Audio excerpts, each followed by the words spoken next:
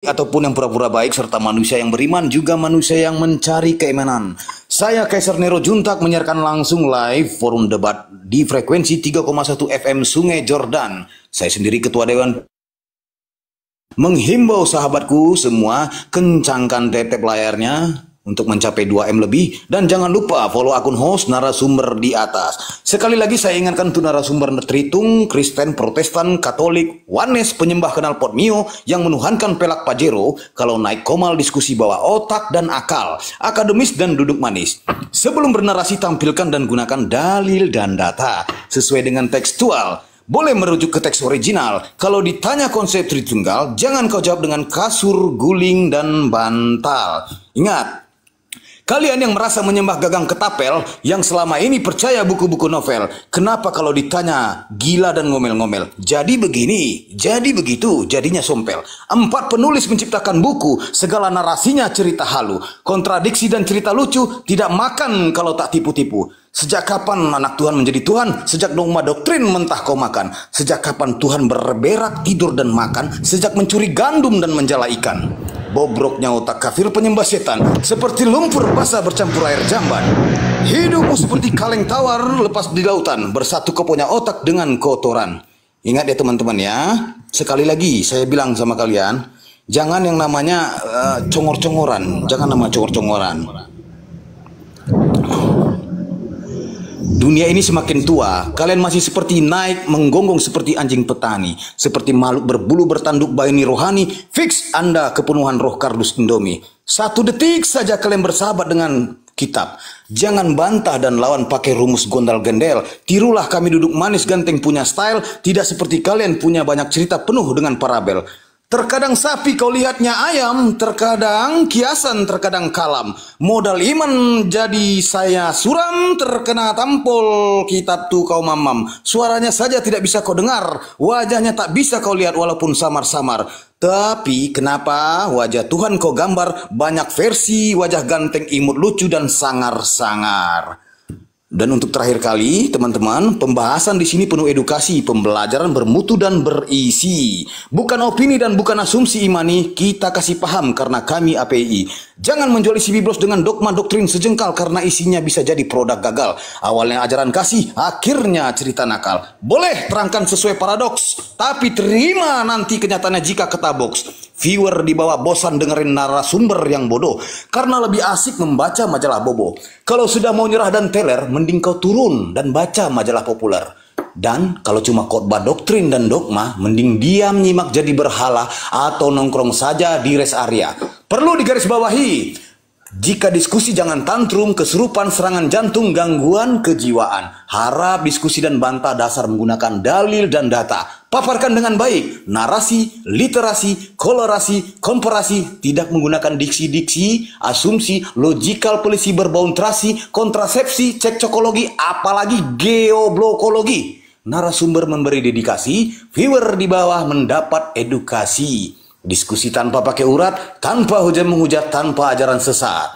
Forum debat, inspiratif, tidak mengenal kontradiktif dan pastinya bukan provokatif. Diskusi di atas jangan terlalu bego, seperti ayam sakit lagi berkokok. Nangis, macet, bubuk dan mogok-mogok, terkena tampol, masih mau kau datang besok. Selamat datang di kebenaran bagi yang menerima, dan tetap bingung buat kalian yang masih kuar-kuar, seperti mencari ketiak ular. Sekian, terima gaji, stay tune. Lanjut yang mau naik, silakan, saya turun.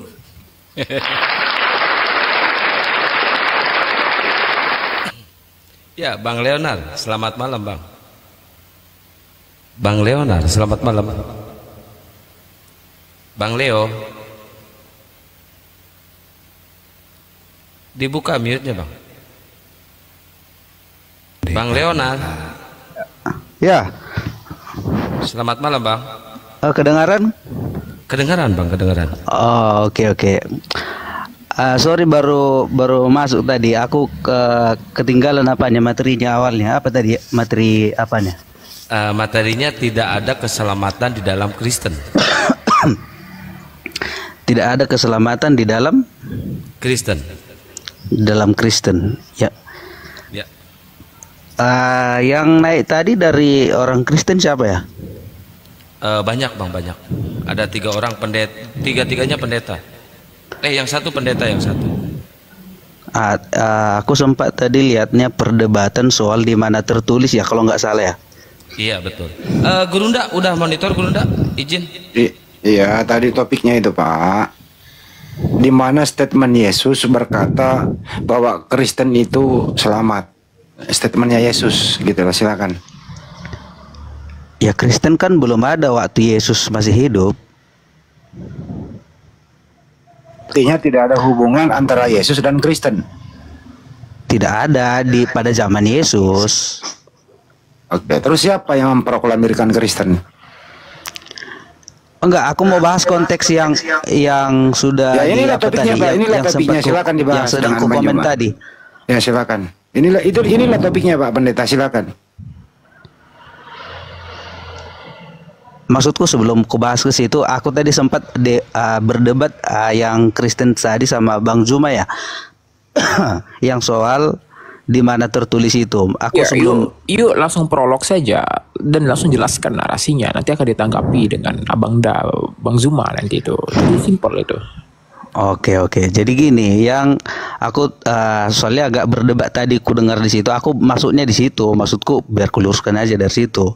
Soal di manakah tertulis itu. Ada perdebatan tadi kok memperdebatkan ini ada tertulis, ada pula tertulis kan itu. Konteksnya kan ada dua tadi. Si iblis mencoba Yesus berdasarkan apa yang tertulis dalam kitab Mazmur kan itu. Nah, yang kedua, Yesus menjawab dengan ada pula tertulis kan itu kan. Nah, itu tadi yang diperdebatkan. Nah, begini.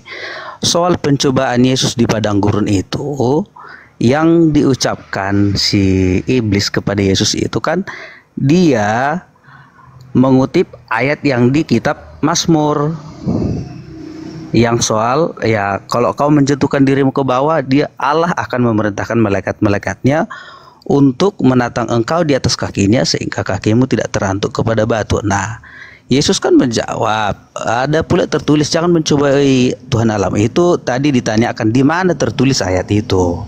Nah, ayat itu tertulis, coba dibuka di dalam Keluaran 6 ayat 13 sampai ke 16. Itu konteks ayat yang diucap itu. Maksudnya kalau Yesus berkata ada tertulis itu berarti itu pasti ada tertulis di kitab.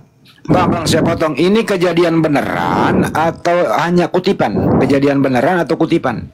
Keluaran. Baca kitab Keluaran 6 ayat 13. Ini kejadian beneran, dengerin Bang. Kejadian beneran Yesus dicobai iblis atau hanya cerita Yesus mengutip kejadian yang sudah terjadi? Maksudnya gimana ini? Yesus betul dicobai atau enggak gitu maksudnya? Iya. Ya Yesus betul-betul dicobai lah di padang gurun. Ya kalau begitu dia nggak mengutip. Karena terjadi beneran sama dirinya kan gitu. Izin deh. Iya. Oke, lanjut. Ya kan. Pak Leonardo, izin sebelum masuk ke Bang Zuma. Abang tadi mengutip katanya, mohon maaf, kitab apa tadi? Kitab Keluaran. Salah Pak, Ulangan 6/13. Ulangan. Enggak. Ini kebohongan. Bisa saya buktikan. Coba mohon maaf buktikan ya. lah. Oke. Gak apa-apa ya, sebelum masuk ke Bang Zuma, mohon maaf nih Alfi mengambil andil karena Alfi pula yang mengangkat tadi kutipan ini. Bantu lagi Bang Zombie atau siapapun moderator, izin. Ini tampaknya harus diluruskan.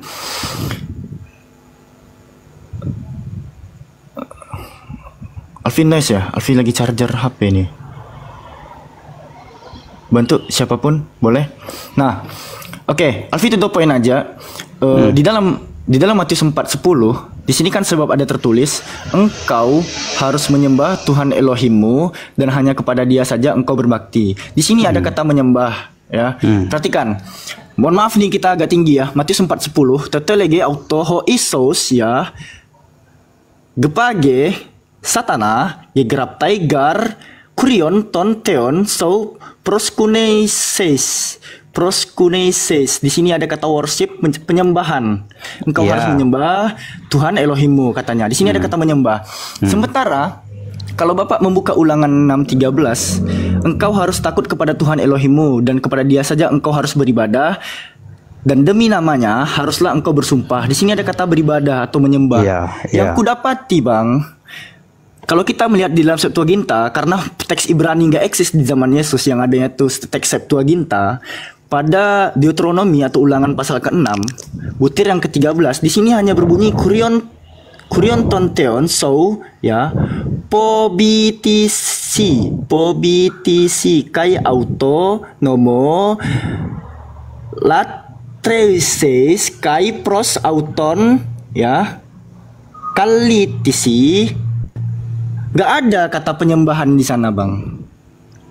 Bahkan dari konteks pengutipan dalil yang dilakukan oleh Matius pasal 4 butir 10 ini tidak menjiplak sama sekali Ulangan 6:13 gitu.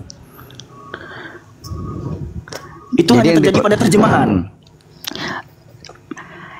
Yang mau kau bahas itu esensi atau transkrip? Loh, ini kan main kutipan-kutipan. Kita bukan transkrip, enggak. Saya enggak mengkritisi transkripnya, tidak. Tapi apa yang ada tertulis, contoh. Apa yang dikutip oleh iblis pada ayat yang ke-6-nya. Iblis mengatakan yang soal di Mazmur ya. Soal di Mazmur, benar. Di Mazmur memang kutipan tersebut ada. Nah, pada saat Yesua mengutip di ayat yang ke-10-nya gitu. Engkau harus menyembah Tuhan Elohimmu dan hanya kepada Dia saja engkau berbakti. Kalau ini dikatakan menukil dari Ulangan pasal 6 butir 13, itu hanya terjadi pada terjemahan.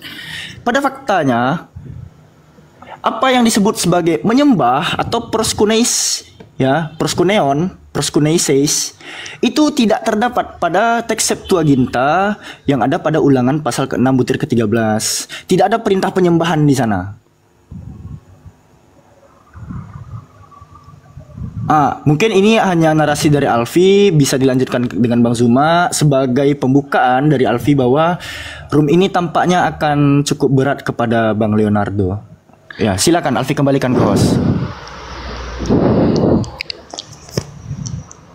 Silakan Dinda, yuk Pak. Udah balik kah? Banjuma. Menjauh kayaknya Banjuma ya. Iya, sorry saya tidak dengar tadi. Ada apa ini? Mengenai Yesus dicobai iblis masih itu. Silakan. Masih itu? Ya. Iya kan tadi sudah dijelaskan di Yakobus 1, Tuhan tidak dicobai. Nah, sedangkan Yesus di situ dicobai sebagai utusan Tuhan dan klaim bahwa dia adalah anak Tuhan, maka iblis datang untuk mencobai apakah betul dia anak Tuhan atau bukan. Kan gitu poinnya. Karena iblis mengutip Mazmur 91 dan ternyata Yesus terbukti adalah anak Tuhan. Iya. Begitu. Nah, terus masalahnya di mana, Bang? Masalah apa ini? Ya, Yesus dicoba itu bukti bahwa dia bukan Tuhan. Dan bagaimana mungkin Yesus itu Tuhan sedangkan dia manusia gitu loh. Oke, gini. Oke, berarti ini perbincangan soal hakikat Yesus sebagai Tuhan gitu. Iya, boleh. Oke, jadi begini. Yesus adalah tapi ini saya disclaimer dulu ya. Ini pada pemahaman orang Kristen yang mempercayai bahwa Yesus itu adalah 100% Allah dan 100% manusia. Terlepas nanti dari perdebatan kita soal apakah Yesus itu betul-betul Tuhan atau Allah, apakah dia 100% Allah, dia 100% manusia, nanti perdebatannya kita lepas dulu. Nah, saya mau menjelaskan soal eksistensi Yesus waktu di padang gurun itu, waktu dicobai adalah kemanusiaannya. Terbukti dari kalau kita baca pasal 4 itu, Matius itu adalah setelah Yesus berpuasa 40 hari 40 malam, maka laparlah Yesus. Ya, secara manusia Yesus pasti akan merasa lapar.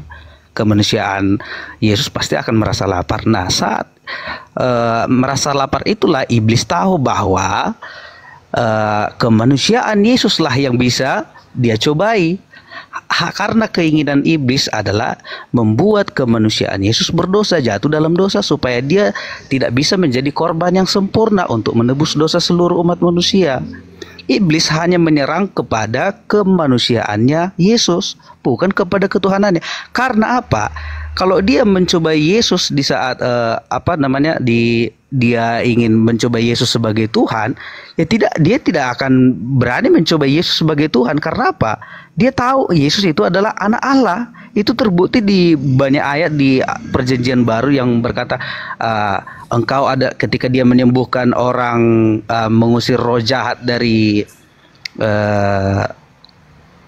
di apa itu iblis berkata apa? Jangan siksa kami hai anak Allah yang maha tinggi sebelum waktunya. Kan iblis berkata begitu. Nah, kalau kepada kita mengacu sekarang kepada kemanusiaan Yesus, iblis hanya ingin menjatuhkan kemanusiaan Yesus supaya apa? Supaya Yesus tidak bisa menjadi korban yang sempurna. Pak Pendeta Muda, mohon waktunya dibagi ya, Pak Pendeta Muda. Oke, aku sampaikan 2 menit. Pada konteks pencobaan Yesus ya, tujuan iblis sebenarnya mencoba Yesus adalah supaya Yesus mau menuruti perkataan iblis, yaitu dia sebagai manusia jatuh ke dalam dosa. Tujuan iblis adalah supaya Yesus tidak bisa menjadi korban yang sempurna nantinya di atas kayu salib. Karena apa? Kalau sudah kemanusiaan Yesus berdosa, dia tidak akan bisa lagi menjadi korban yang sempurna di atas kayu salib untuk menjadi penebus dosa bagi manusia, untuk dosa seluruh umat manusia. Itu tidak akan bisa karena korban yang sempurna itu, yang harus disalibkan itu adalah korban yang sempurna, tak bercacat, tak bercela, tak berdosa. Baik. Sama seperti pada waktu Perjanjian Lama, yaitu ada korban penghapusan dosa harus melalui darah dan nyawa atau seekor domba atau kambing yang tidak bercacat. Itu harus diperiksa oleh imam. Ya, baik, jadi kita itu harus sempurna ya, itu rujukannya. Ya, silakan. Baik. Silakan Guru Nda ditanggapi. Iya, jadi Anda mencoba untuk menarasikan sebuah doktrin bahwasanya iblis mencoba Yesus karena pada saat itu Yesus lagi dalam kondisi bukan Tuhan.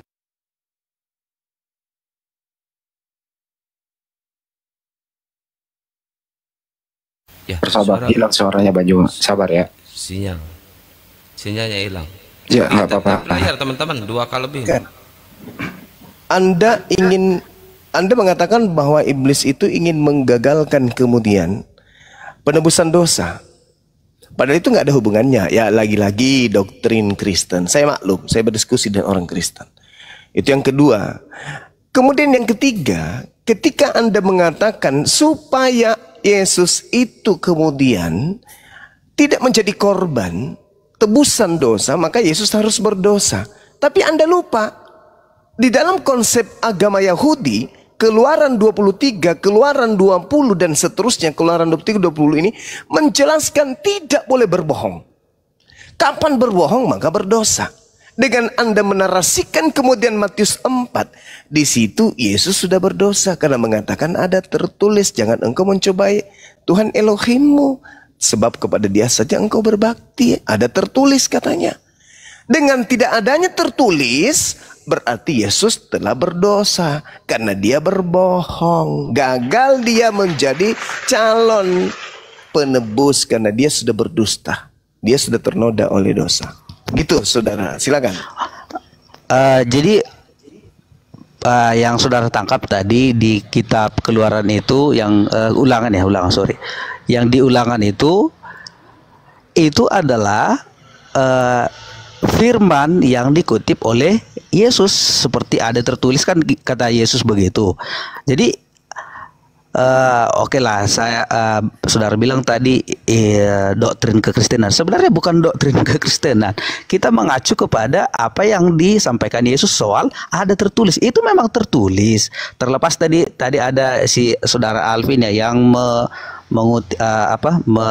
menampilkan tadi di ayat soal dari ayat yang tertulis di kitab Septuaginta itu. Nah, begini, esensi daripada isi dari kitab Ulangan yang saya kutip tadi itu kan mengacu kepada firman yang Allah berikan supaya manusia itu dan segala ciptaannya harus tunduk, berbakti dan menyembah kepada Allah. Itu rujukan ayat yang dikutip oleh Yesus seperti ada tertulis. Terlepas nanti apakah saya memang belum baca kitab tulisan aslinya, transkrip aslinya yang ditulis di kitab Ulangan itu ditulis dalam bahasa Ibrani atau bahasa Aram atau bahasa apa itu, saya memang belum melihat transkrip aslinya atau tulisan aslinya. Tapi esensinya yang kalau kita kan baca sekarang terjemahan baru atau terjemahan New King James Version yang mengutip soal kamu harus tunduk, beribadah dan berbakti dan menyembah kepada Tuhan Allahmu itulah esensi dari kutipan ayat yang dibilang Yesus. Jadi kalau perbantahan soal perbantahan soal kutipan ayat, ya seringkali memang ada tertulis begini, tapi kan contoh begini, ada kan kalau kita bilang ada tertulis di undang-undang bunyinya begini. Tapi kan kita tidak harus secara detail mengatakan butir-butirnya ayatnya, kata-katanya. Tapi esensi dari isi apa yang kita kutip. Contoh, kalau kita berdebat kepada pemerintah soal kemiskinan, di undang-undang ada tertulis bahwa pemerintah harus mengasih makan atau memelihara fakir miskin dan anak-anak terlantar. Begitu. Itu kan terlalu panjang itu. Kalau tidak tertulis ya sudah gitu loh. Langsung. Iya, saya mau menjelaskan yang tertulis itu kan yang saudara tuntut berarti adalah harus itu yang tertulis, harus itu yang diucapkan, kan itu maksudnya. Yang dikutip Yesus kan maksud saudara harus apa yang diucapkan Yesus itu yang harus tertulis di kitab. Kan itu maksud saudara kan? Enggak. Jangan sampai host bertanya umur kepada saya itu. Ya, jadi gini. Ditanggapi Guru Nda, ya. Iya, gini saudara, Anda mengatakan bahwa iblis mau supaya Yesus itu gagal menjadi calon penebus dosa manusia. Itu doktrin. Itu doktrin itu, karena tidak ada Tuhannya Yahudi mengajarkan nebus dosa menggunakan manusia. Itu dewa Molok itu yang menebus dosa dengan menggunakan anak manusia. Itu nggak ada itu. Sabar dulu. Sabar. Kemudian Yesus berkata, sebab ada tertulis, engkau harus menyembah Tuhan Elohimmu dan hanya kepada Dia saja engkau berbakti. Ada tertulis, kata Yesus. Tapi ternyata nggak ada tertulis. Berarti Yesus ini pembohong. Dengan dia berbohong, maka dia berdosa. Gagal dia sebagai calon korban, karena dia sudah ternodai dengan kebohongannya itu, kebohongan dia tersendiri. Itu jelas itu, karena dia mengatakan ada tertulis, engkau harus menyembah Tuhan Elohimmu dan hanya kepada Dia sajalah engkau berbakti. Tapi ternyata tidak ada tertulis, maka jelas Yesus ini adalah pembohong besar. Gagal dia. Percuma dia mati di atas pohon. Coba ternyata dia silakan. Coba dibaca dalam Ulangan 6 ayat 16. Itu Oke, kita baca Ulangan 6 nomor 16 itu, apakah betul seperti itu tertulis atau tidak? Karena yang dimaksud dengan Ulangan 6 nomor 16 itu, jangan engkau mencobai Tuhanmu. Itu jelas itu, mencobai Dia di masa. Janganlah engkau mencobai Tuhan Elohimmu. Tapi bukan itu yang Yesus katakan, sebaliknya. Itu di dalam Matius 4 ini tertulisnya itu di data nomor 10. Jangan Anda larinya ke nomor 7. Kalau nomor 7 ada pula yang tertulis, jangan engkau mencobai Tuhan Elohimmu. Ya, betul, itu tertulis. Tetapi Yesus mengatakan, sebab ada tertulis, engkau harus menyembah Tuhan Elohimmu dan hanya kepada Dia sajalah engkau berbakti. Itu tertulis di mana? Anda tidak akan pernah menemukan itu. Kalau yang Anda maksud nomor 7, saya sudah tahu itu. Sebelum saya lahir, saya sudah tahu itu. Tapi yang saya maksud di sini adalah Matius 4 nomor 10-nya itu, Pak. Di situ tidak ada tertulis. Sampai gereja semuanya berubah menjadi klub malam, tidak akan pernah Anda temukan ada tertulis dimanapun itu.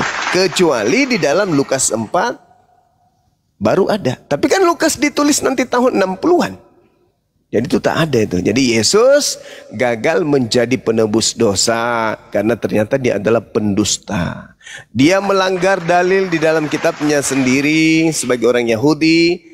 Jangan kau berbohong, ternyata dia berbohong. Keluaran 20 nomor 6, Keluaran 23 nomor 1, Keluaran 23 aja nomor 1. Jangan kau memberikan saksi dusta dan seterusnya. Ternyata Yesus melakukan kebohongan, maka demikian dia gagal untuk menjadi alat penebus karena dia pembohong. Silakan.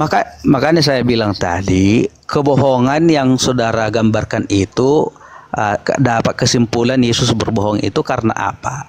Kan saya sudah bilang tadi, apakah karena perkataan Yesus itu mengutip soal ada tertulis kepada kamu harus beribadah kepada Tuhan Allahmu dan kepada saja dia berbakti atau menyembah. Itu kan maksud, apakah ini saya mau bertanya ini ya, apakah maksud saudara itu apa yang diucapkan Yesus kepada iblis untuk membantah sanggahan iblis itu, apakah itu yang saudara tuntut? Apa yang diucapkan Yesus itu yang harus tertulis di Perjanjian Lama yang dikutip oleh Yesus. Betul.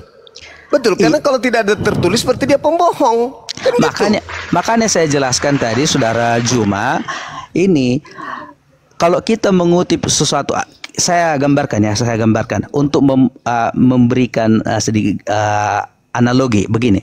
Kalau kita berdebat kepada pemerintah soal, saya jelaskan tadi soal kemiskinan. Kalau kita berdebat, ada tertulis di undang-undang, pemerintah itu harus memelihara fakir miskin dan anak-anak terlantar. Yang saya ucapkan itu bukan itu sebenarnya yang tertulis di kitab undang-undang. Tapi kalau saya mengutip itu, kalau saya bilang ada tertulis loh di undang-undang, kan betul ada yang esensinya bahwa pemerintah harus memelihara fakir miskin dan anak-anak terlantar. Itu maksud saya. Jadi esensi dari perkataan Yesus itu bukan harus tertulis secara letterlet begitu, apa yang diucapkan tidak ada perbedaan titik komanya, bukan begitu maksud saya. Yang disampaikan Yesus itu adalah esensi daripada jangan pernah kamu mencobai Tuhan Allahmu, seperti yang terjadi di masa bagaimana orang Israel waktu itu ingin mencobai Allah, menghujat utusan Allah yaitu Musa yang membawa mereka keluar dari Mesir. Akhirnya mereka apa? Allah berfirman, bangsa ini keras kepala dan tegar tengkuk dengan cara mencobai aku, sehingga Allah marah dan membuat menurunkan ayat itu, jangan sampai orang Israel itu berdosa. Nah itu kan ditulis oleh Musa dan itulah yang dikutip oleh Yesus. Perkataan secara letterlet memang tidak tertulis sepas seperti yang diucapkan Yesus di Perjanjian Lama, tapi esensinya kan itu. Nah sekarang ada tertulis atau tidak ada tertulis, Bang? Ya ada tertulis itu. Di mana? Perkataan di ulangan itu. Hanya kepada dia saja engkau harus berbakti, itu tertulis di mana?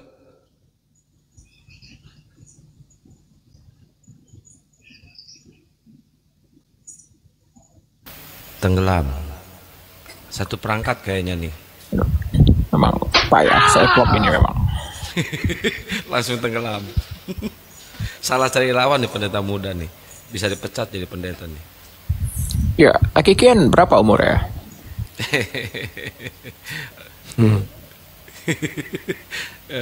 Besok dipecat loh pendeta. Salah cari lawan ya. Pak pendeta muda, kalau butuh ayat tinggal ngomong aja, nanti kita cariin Pak pendeta. Baru kalau saya nggak salah ulangan 3, Nah, baru juga dilantik jadi pendeta, dipecat besok ini Gurunda. Ini gara-gara Gurunda nih besok dipecat ya.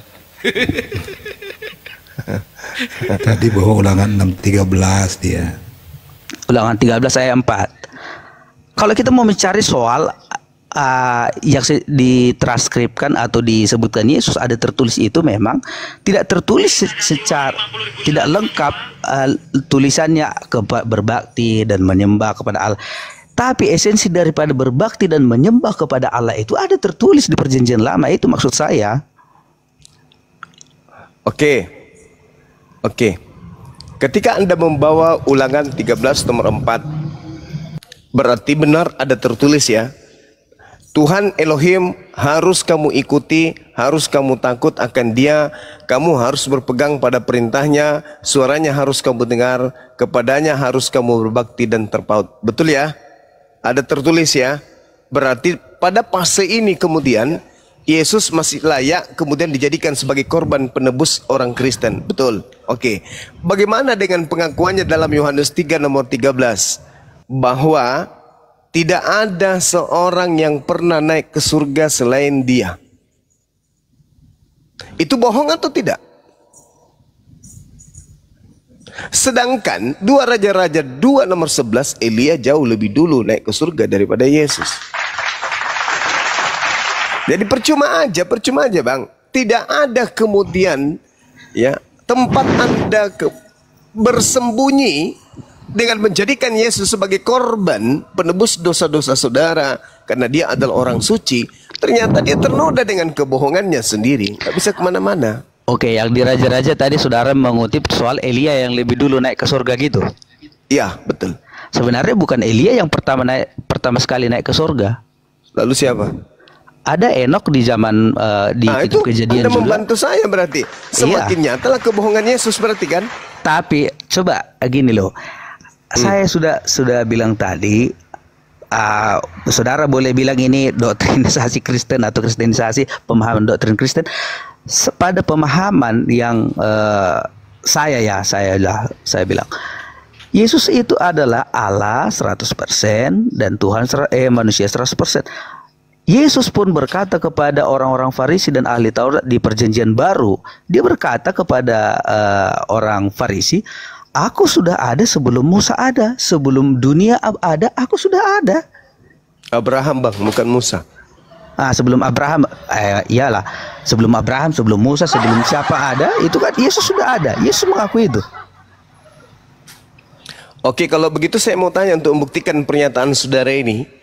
Atas kesalahpahaman saudara terhadap ungkapan Yesus tersebut.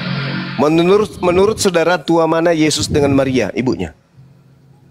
Secara manusia itu Maria lah. Hah?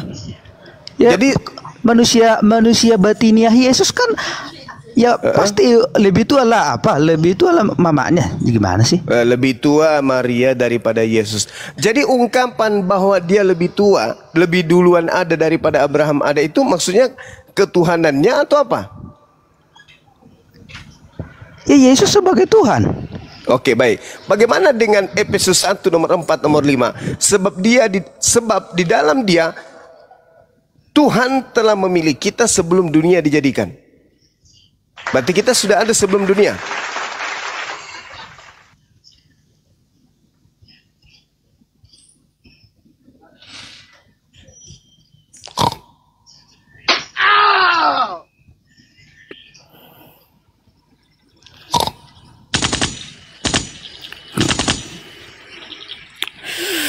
Minum kopi lagi.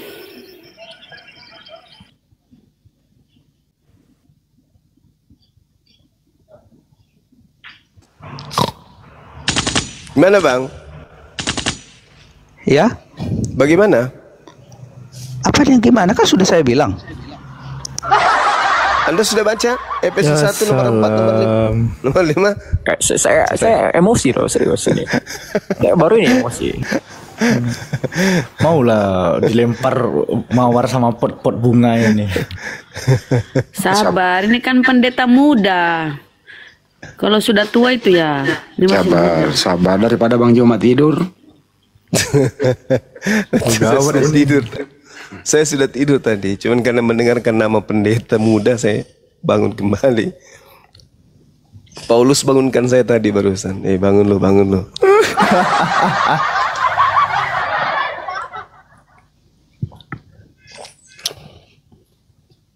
Sebenarnya pendeta Jangan ini tidur paman.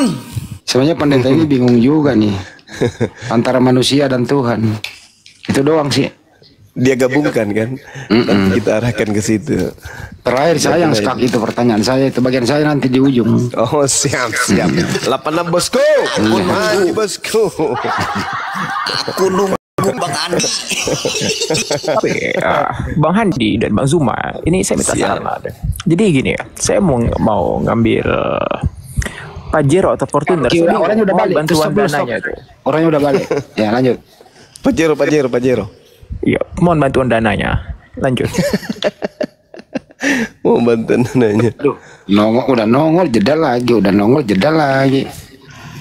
Sorry, saya harus baca kutipan ayatnya ya, sebentar.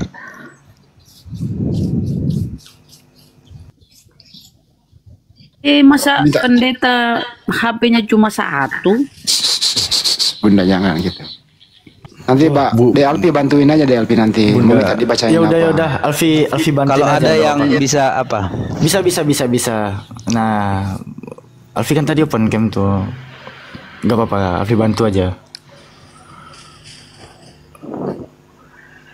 Kami ini Muslim baik Pak gitu. belum Iya, banyak terima kasih lah pertumbuhan kalian. pendeta. Kalian Muslim tapi baca Alkitab. Puji Tuhan itu. Zalikal kitabula raiba fih, itu dikatakan di Al-Qur'an. Jadi kalau baca Alkitab kami baca Quran tuh artinya. Oh ya, tidak apa-apa. Jadi Yang penting tidak kalian hina Alkitab itu bukan sebagai kitab suci. Iya, ini kitab sucinya orang Kristen. Iya, Kitab yang maksud dianggap orang suci. Kristen. Ya semoga lah kalian anggap mau buka apa? juga sebagai Mau buka Efesus apa, 1 Bang ayat Leonardo? Efesus 1 ayat 3 dulu, ayat 3 sampai yang kelima coba. Oke, 3. Di sini dikatakan, terpujilah Elohim dan Bapa Tuhan kita Yeshua HaMashiach yang dalam Kristus telah mengadakan kepada kita segala berkat rohani di dalam sorga. Lanjutan 4-nya, sebab di dalam Dia Elohim telah memilih kita sebab dunia dijadikan supaya kita kudus dan tak bercacat di hadapannya. Lalu kelima, dalam kasih Ia telah menentukan kita dari semula oleh Yesus HaMashiach untuk menjadi anak-anaknya sesuai dengan kerelaan kehendaknya. Kehendak Yesus apa kehendak Elohim? Lanjut. Silakan. Nah, yang ditanyakan Bang Juma tadi kan, saya lupa tadi. Apakah Bang Juma tadi ingin menanyakan berarti kita sudah ada sebelum dunia dijadikan, kan gitu ya Bang Juma ya? Iya, betul. Berdasarkan Efesus tadi. Nah, begini. Kan Paulus menuliskan surat ini kepada jemaat di Efesus, menjelaskan kepada umat di Efesus bahwa dalam kasih Ia telah menentukan kita, yaitu Paulus dan jemaat yang di Efesus dan kita semua oleh Yesus Kristus untuk menjadi anak-anaknya. Mana ini kok apa ya? Apa itu Bang? Apa yang Anda ingin jajakan di situ? Oh, Abang masih pakai layarnya ya? Silakan, maaf. Oke. Sesuai dengan kerelaan kehendaknya, Ia menetapkan kita dari semula untuk diangkat menjadi anak-anaknya melalui Kristus Yesus sesuai dengan kesukaan kehendaknya yang dengan kasih-Nya telah mentakdirkan kita untuk menjadi, ini terjemahan apa ini? Terjemahan baru ya? Iya, tahun 74. Bapak pakai yang mana? TB2 ya? Mau TB2? Kalau TB2 ada juga saya. Yang mana? Saya maklumi kok, beda terjemahan, beda isi. Bentar. Cuma anehnya Ini nggak kebayang gimana jemaahnya ini. Kalau ada lagi bingung, jemaahnya nungguin gitu kan. Bentar, cari ayatnya dulu gitu. Jemaahnya nunggu gitu. Enggak, kita pakai terjemahan bebas. Mau 74 boleh, tahun 2023 boleh, tahun 54 saya tampilkan juga. Bebas. Saya maklumi kok. Iya.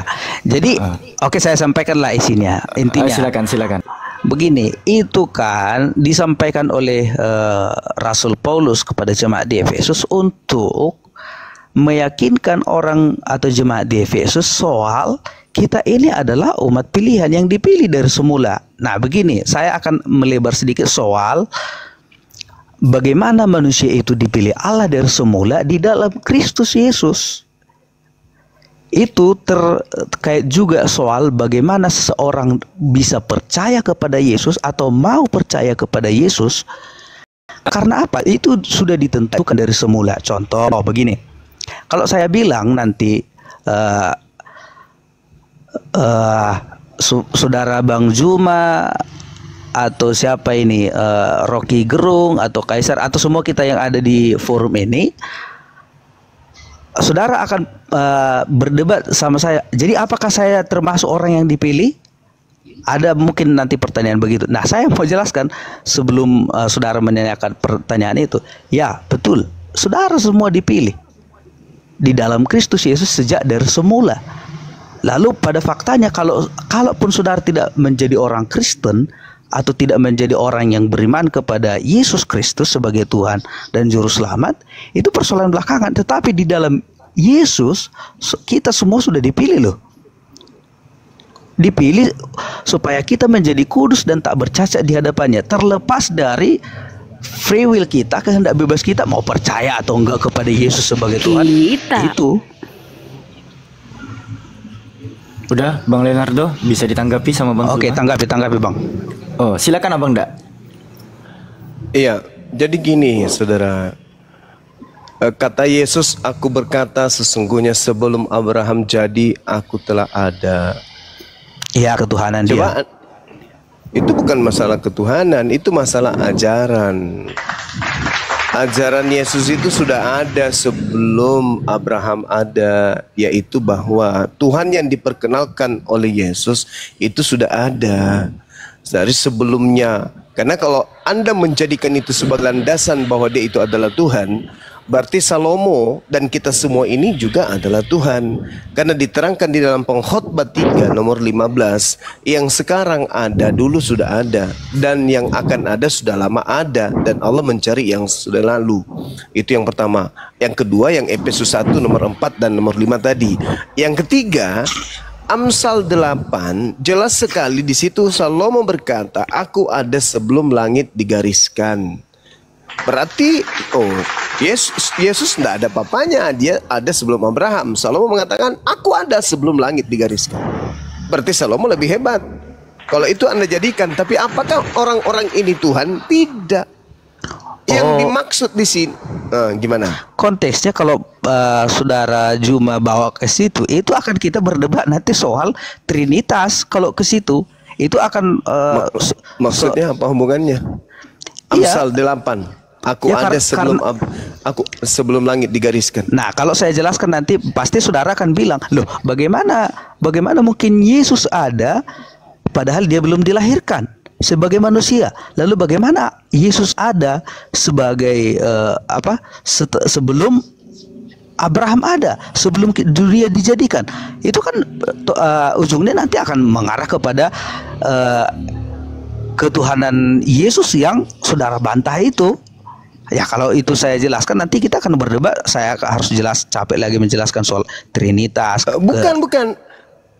Bukan. Anda kan mengatakan bahwa Yesus itu Tuhan. Ya. Dikarenakan dia berkata, aku ada sebelum Abraham ada. Lah, Ya. berarti Salomo juga Tuhan.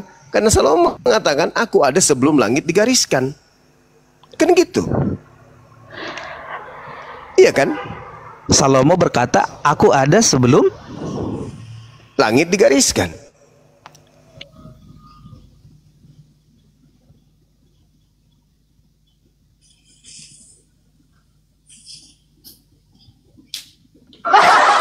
Oh, dia kaget, dia nggak tahu, baru tahu.